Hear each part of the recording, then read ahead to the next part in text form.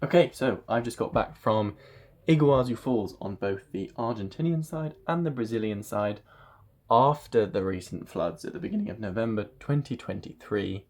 So I'll be taking you through my experience, how it works, everything you need to know before going to Iguazu Falls, and then also importantly, what it's been like since the floods, because there are some changes, there are some closures, and some important stuff that you need to know. The most typical route is flying in to Puerto Iguazu Airport via Buenos Aires, most likely, or somewhere in Argentina. And this keeps you on the Argentinian side, which is, in my opinion, the best place to stay to see Iguazu Falls. So there's plenty of accommodation to choose from. We stayed at the host bed and meeting at around $20 per night for a 4-bed dorm. This had everything we needed. It actually went above and beyond what we were expecting of the area. They actually put on social activities such as barbecue and trips to nearby bars, but they also offered us plenty of advice. But you can get accommodation for a little cheaper. Accommodation across the area is pretty uniform, and there are some good choices to make. So fortunately, they've made it very simple to get out to the park from both the Argentinian side and the Brazilian side. You can buy tickets using cash or card when you get to the entrance. You can also see a number of different tours options. You've got things like boats and helicopter tours, which you can do for an increase in price. Tickets for both sides on the Argentinian side are $20. On the Brazil side, we got it a little cheaper. I think around 18 or 16 US dollars, about £14 I end up paying. I'd recommend spending at least a day on the Argentinian side and on the Brazilian side. We stayed for 3 nights in our accommodation, and that gave us enough time to do a full day in the Argentinian and a full day in the Brazilian. The Argentinian side has, when it's fully open, has more walkways within the waterfall itself, within the many sections of the waterfall. You've got a route coming in and underneath the waterfalls, and a route going within them and above them. But we'll talk more about that when we talk about the closures and the walkways that have been destroyed in the recent floods. On the Brazilian side, you get a more panoramic view of the whole waterfalls, but also come up and get really close to the waterfall on one section. Both sides are wonderful. Both sides should be done. There's lots of talk about which side is better than the other.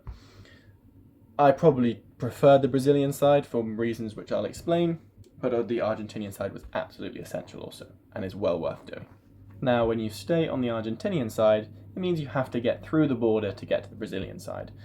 The process is very simple. There are buses from Argentina that will take you straight through the border. A small check is made. It took us about 10 minutes, and we had a half full bus. The bus waits for you, and then you get on the Brazilian side. So, the updates.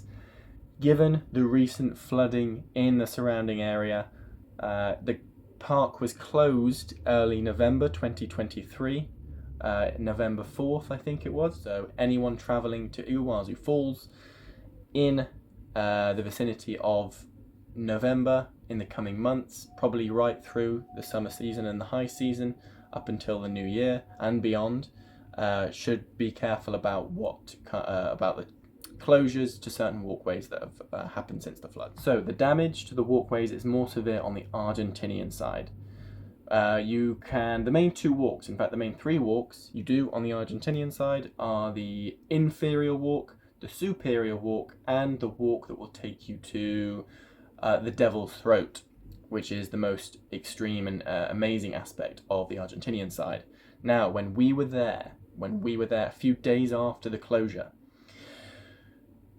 a lot of the walkways had been permanently damaged and actually been blown away and washed away by the huge floods. I'm showing you here the inferior walk, and in red the area that was closed.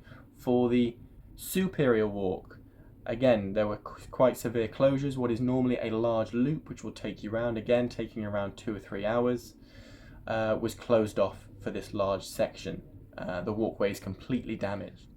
While the longest walk, the Devil's Throat walk, was actually closed during our time at Iguazu Falls, that has now reopened. So you will be able to make that walk over the waterfall to the most extreme and magnificent part of the Argentinian side.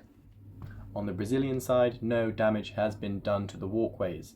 The only reason they've been closed recently is because of the high water levels, but they have already come back down. Another thing to expect from the recent flooding is that Iguazu Falls currently looks a lot more different than it normally does. You may have seen pictures of Iguazu Falls before the floods. What is white, trickling water coming down seems pristine, seems peaceful in a way.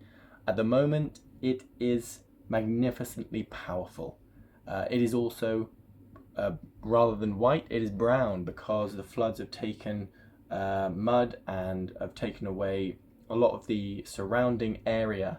Now, you might think that isn't as good, but actually the falls at the moment are so powerful and so magnificent. The water does not trickle over the edge of the waterfalls. It absolutely powers through. It is one of the most extraordinary things I've ever seen in the natural world.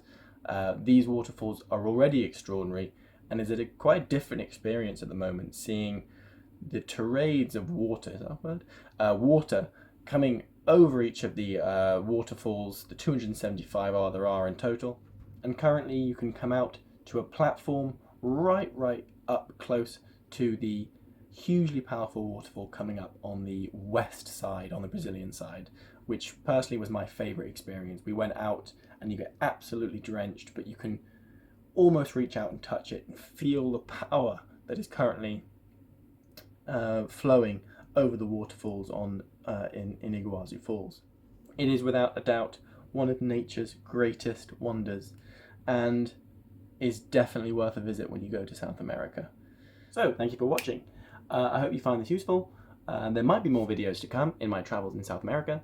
You can also find me on Instagram with Bilbo's Boundy Travels, which I think, is it a link I put in the description? I don't know. But yeah, have a look out and look for more future videos.